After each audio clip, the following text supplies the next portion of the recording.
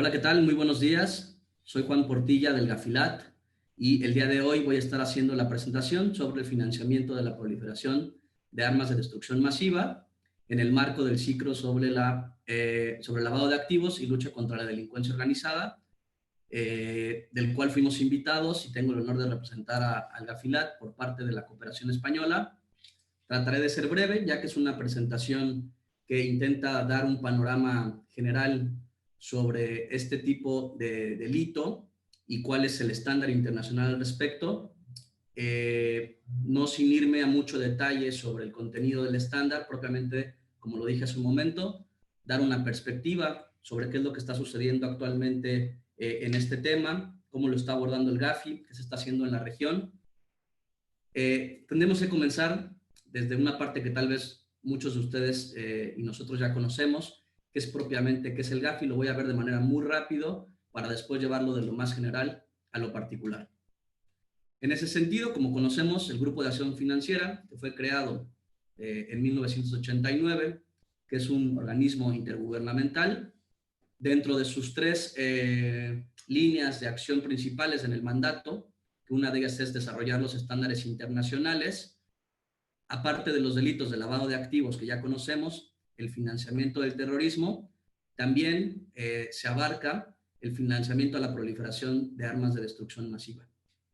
La tendencia y la evolución propia del organismo, como sabemos, ha hecho que la atención se centre primordialmente en el delito de lavado de activos, su prevención y combate. Después, a raíz del ataque terrorista del 9/11 en el 2001 a las Torres Gemelas, una serie de normas se incorporan a las 40 recomendaciones y a los estándares en materia de prevención y combate al financiamiento del terrorismo. Y finalmente, como veremos más adelante, a partir de 2008, formalmente se integra también otro de los pilares, en este caso, el combate al financiamiento a la proliferación. ¿Qué es lo que busca en su sistema también dentro de estos pilares el GAFI? Pues es identificar y analizar amenazas a la integridad del sistema e identificar también jurisdicciones no cooperantes o de alto riesgo. ¿Cómo lo hace, no? ¿Cómo se hace todo este trabajo? Como ustedes saben, existe lo que llamamos el GAFI llama la red global, compuesta por 36 miembros, son 36 países y un par de organizaciones regionales, y en toda esta labor intervienen otros actores, que son los organismos regionales tipo GAFI, el GAFILAT siendo parte de uno de ellos. Hay otros tantos, por ejemplo, en África, en Europa, en Asia, en la región del Caribe, Medio Oriente. Entonces, juntos hacemos una gran red que emulamos y ayudamos y coordinamos con GAFI en dar seguimiento a la implementación de estos estándares por parte de los países y ayudando y brindando capacitación y asistencia técnica en el marco de esto a nuestras delegaciones, como puede ser este curso. Vayamos ya propiamente al tema del financiamiento a la proliferación y los estándares. Como decía hace un momento, a partir de 2008 el mandato del GAFI expande sus ejes de acción para considerar a este delito. ¿Por qué es importante y cómo lo hace? Para combatir esta amenaza se adoptó una recomendación en particular, que es la recomendación 7, su nota interpretativa, que nos habla sobre la implementación de las famosas sanciones financieras dirigidas, que más adelante veremos algunas características y por qué, cuál es la funcionalidad de ellas. Obviamente todo esto bajando el marco existente en las resoluciones del Consejo de Seguridad de Naciones Unidas, en particular las que aplican a Corea del Norte y las que aplicaban al caso también de Irán, que iremos viendo en un momento más. Ahora bien, las sanciones financieras internacionales, ¿qué son y para qué sirven? Podemos decir a grandes rasgos que son un instrumento de política internacional, son dirigidas, como su nombre lo dice, van a sujetos o entidades en particular, a los que están listados. Hay un gran objetivo, un objetivo macro que persiguen, que es el mantenimiento o restablecimiento de la paz y la seguridad internacionales, y propiamente ya, digamos, haciendo un zoom a nuestro tema que nos interesa, que es el financiamiento a la proliferación, lo que buscan este tipo de sanciones financieras es crear una situación hostil o difícil al financiamiento de la proliferación como mediante la detención de flujo de fondos u otros activos. Ahora bien, de nueva cuenta, como lo dijimos también hace un momento, las sanciones financieras para el GAFI dirigidas, generalmente tenemos la idea de relacionarlas inmediatamente con el tema de congelamiento de activos, pero no nada más tienen este componente, y eso es un mensaje que quiero dejar bien en claro y que siempre tenemos que tener en cuenta.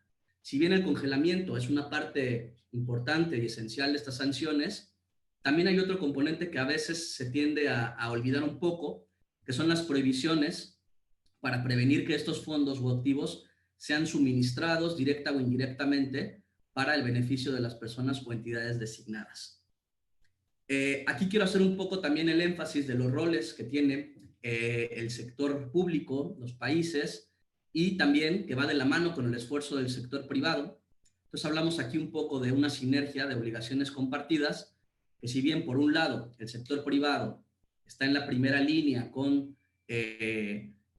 sus clientes, que tienen la obligación de bloquear e informar una vez que tienen conocimiento de las listas, pero también el sector público tiene una gran labor en implementar un marco legal eficiente que permita este combate al financiamiento de la proliferación. Justo uno de los retos más importantes en la materia para los países consiste en bajar todos estos estándares internacionales a regulaciones de carácter interno, a la emisión de guías, de normas, de directrices, a mecanismos que permiten o faciliten a la coordinación entre autoridades en la materia, que puedan supervisar, que puedan requerir información, pero también para facilitar a sus sujetos obligados esta labor que es de suma importancia.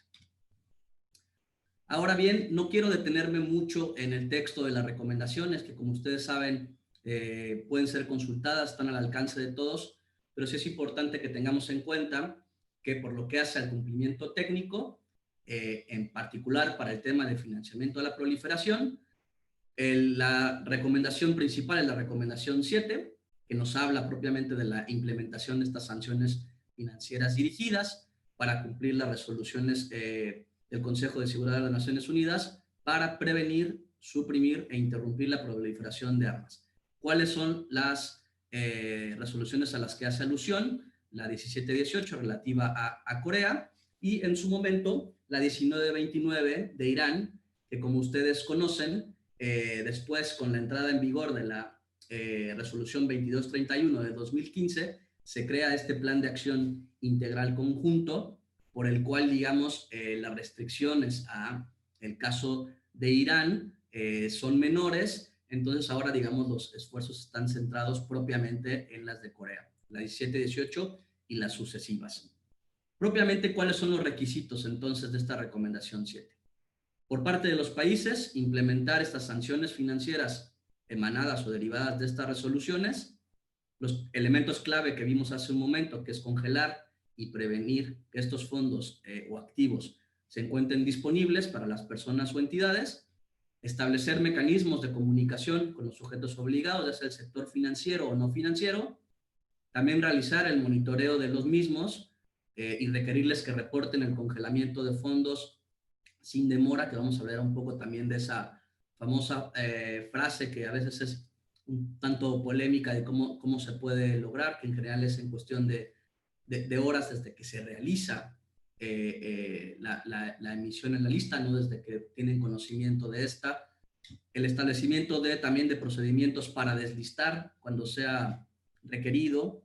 También el cumplimiento de obligaciones en el caso del desliste, contractuales o acuerdos preexistentes y algunos otros mecanismos de coordinación doméstica bajo la recomendación 2. Por eso también tiene este componente de la recomendación 2 que les marco aquí sobre cooperación y coordinación en la materia.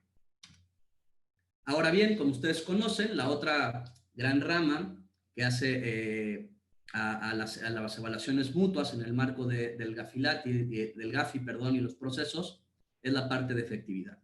En ese caso, los resultados inmediatos que atañen al tema de proliferación, está el resultado inmediato 1, que es uno muy grande que ustedes conocen, donde se engloba todo el tema de conocimiento de los riesgos, tanto de lavado de activos como de financiamiento del terrorismo, pero también donde se coordinan las acciones internas para combatir entre estos delitos también al financiamiento de la proliferación. Sobre este resultado inmediato 1, más adelante les estaré contando algunas cuestiones que son bastante recientes y que van a tener mucho impacto en los tiempos que vienen respecto al financiamiento a la proliferación. Por otro lado, tenemos al resultado inmediato 11, donde propiamente ya se evalúa qué tan efectivas son todas estas, el marco normativo que establecen los países conforme al cumplimiento de la recomendación 7, pero para el caso del financiamiento a la proliferación, en materia de cómo a las personas y entidades involucradas o listadas por FP se les impide recaudar, trasladar, utilizar fondos conforme a las resoluciones. Propiamente, la efectividad, ¿cómo se mide? En el marco de este resultado inmediato, pues las cuestiones fundamentales que conocemos, ¿no? Que no me quiero detener aquí mucho.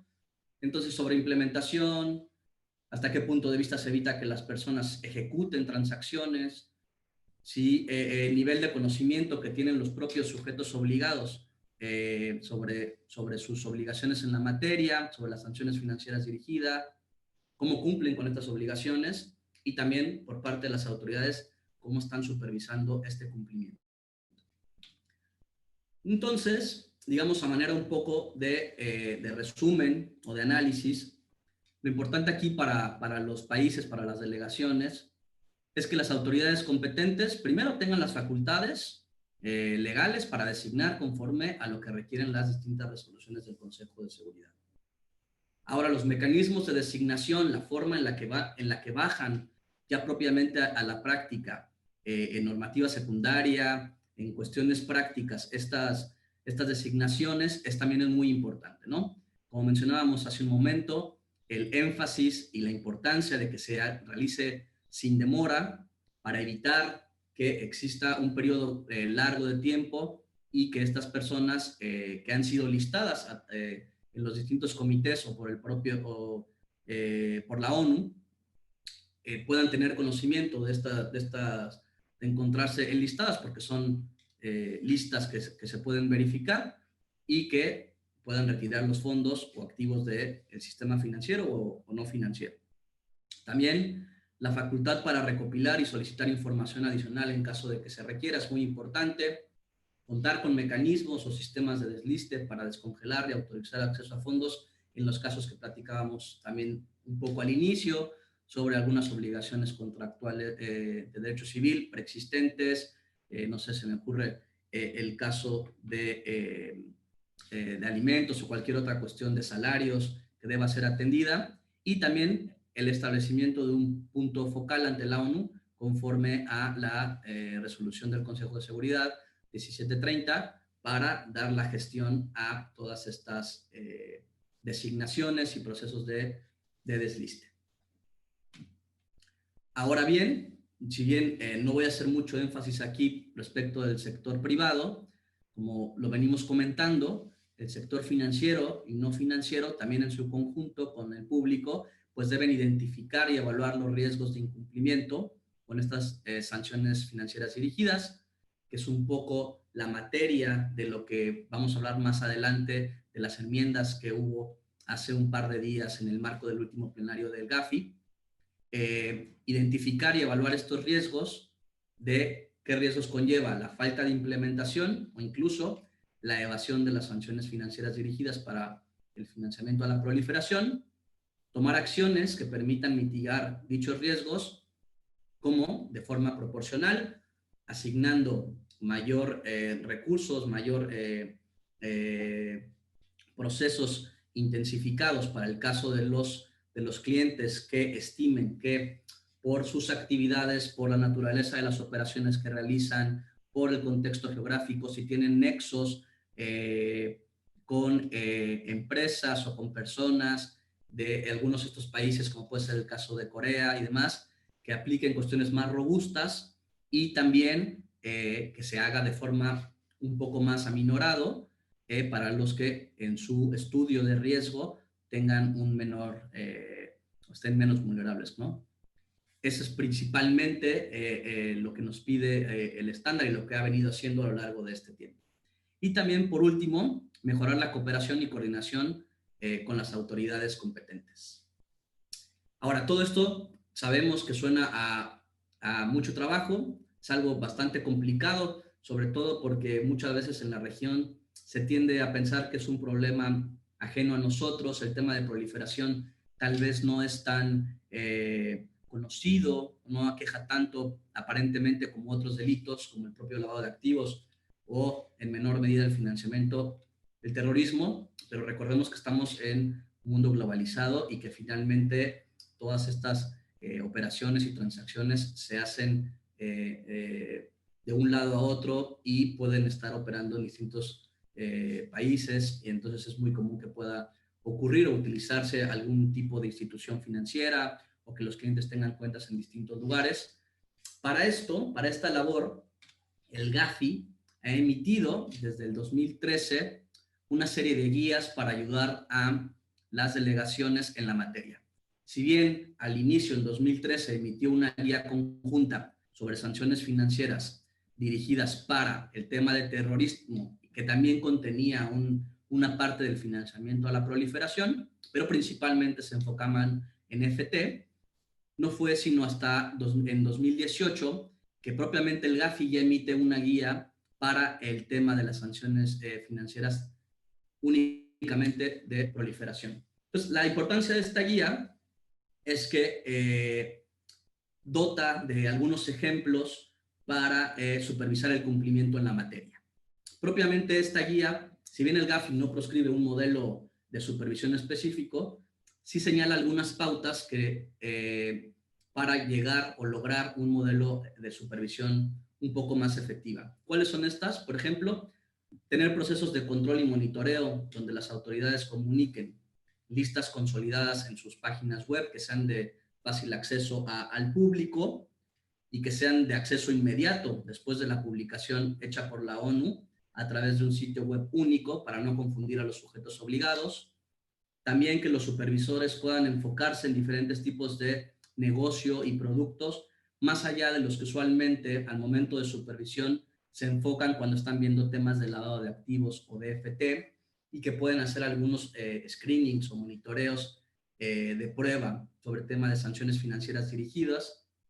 El país también debe de fomentar a nivel interno un mayor número de reformas al marco normativo que permita lo que decíamos hace un momento, bajar esta normativa internacional a las leyes internas, a mecanismos, a guías que faciliten a los sujetos obligados a implementar estas obligaciones.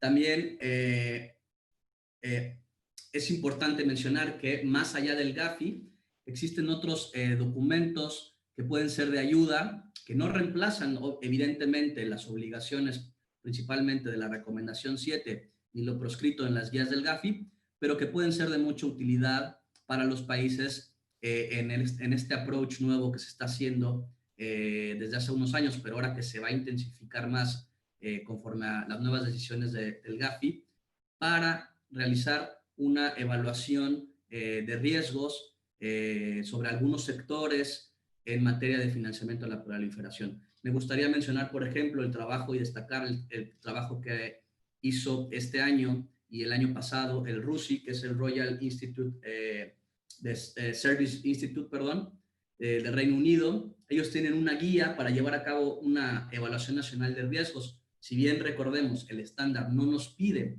que se realice una evaluación nacional de riesgos, sino que propiamente las entidades gestionen de manera particular con algunos clientes de mayor riesgo algunas cuestiones para conocerlos, robustecer su supervisión.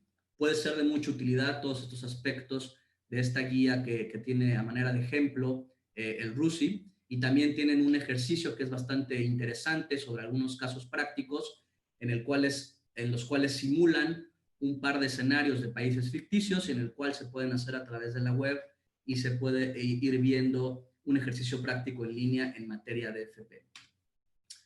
Ahora bien, ¿cómo estamos en materia de cumplimiento regional? A nivel del GAFILAT, como ustedes saben, a la fecha, en la cuarta ronda de evaluaciones, se han evaluado 11 países, Colombia, Cuba, Costa Rica, República Dominicana, Guatemala, México, Honduras, Nicaragua, Panamá, Perú y Uruguay han sido evaluados.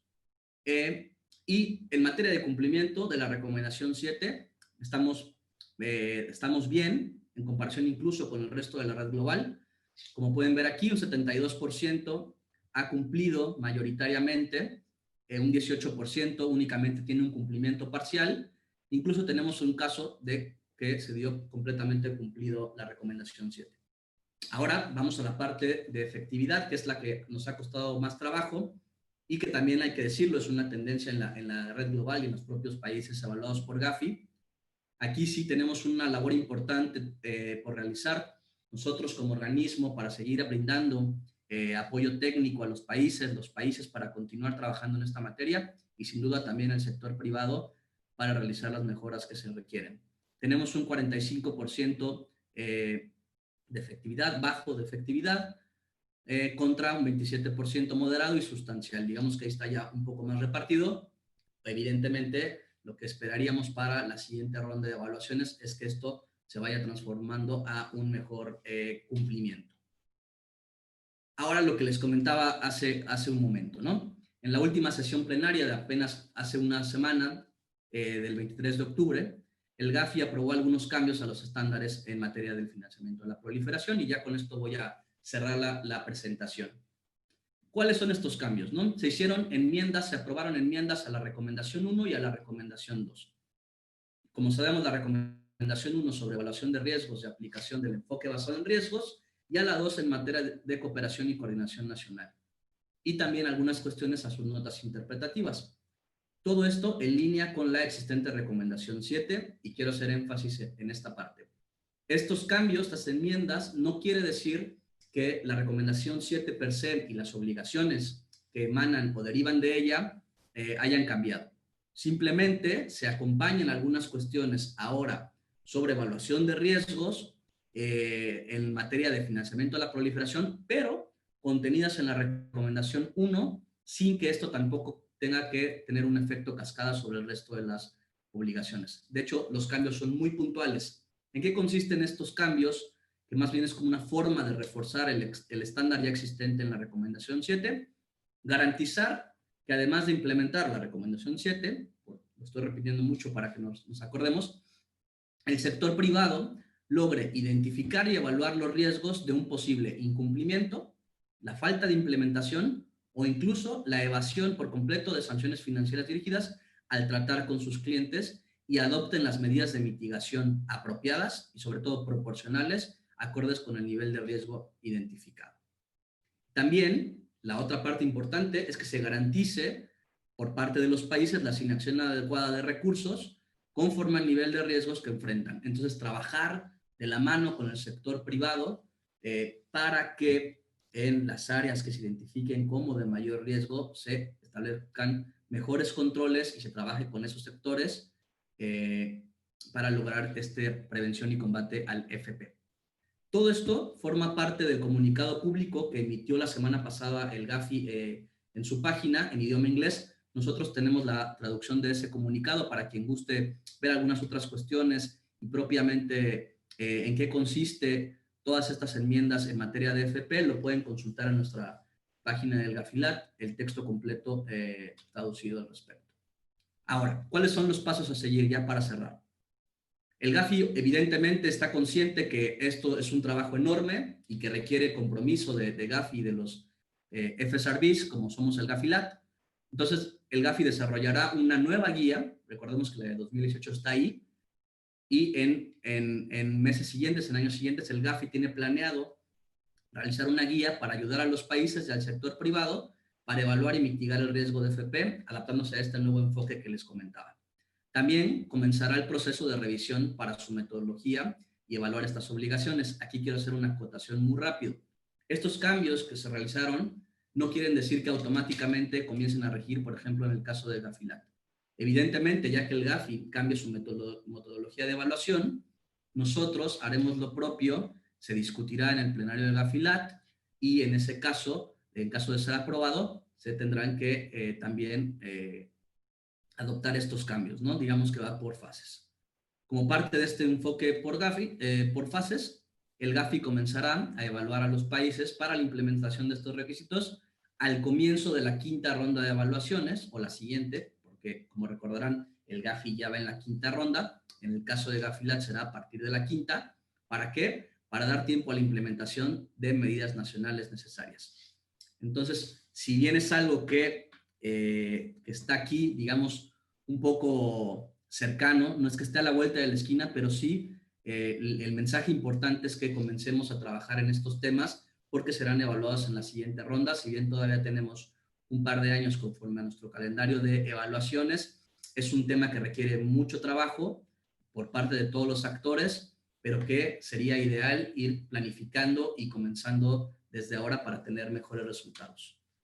Bueno, con eso me gustaría cerrar esta rápida presentación en este ciclo sobre lavado de activos y lucha contra la delincuencia organizada.